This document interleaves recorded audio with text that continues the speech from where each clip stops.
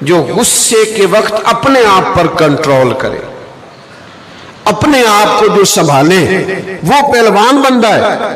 تو یاد رکھیے گا کہ سب سے پہلے تو لب و لہجہ محبت والا، انداز پیار والا، بولی میٹھی، اور تھوڑا تھوڑا سہنا بھی آئے ہمیں۔ اگر کوئی غصہ کرے تو پھر اسے برداشت کرنا بھی ہمیں آنا چاہیے، اور یہ رویہ بڑا ضروری ہے، بڑا اہم ہے، اور نتیجہ خیز ہونا چاہیے یہ رویہ ہمارا۔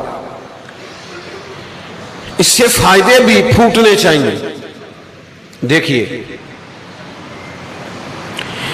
ایک تو جب آپ محبت کریں گے نا تو جواب میں کتنا کو غصہ کر لے گا۔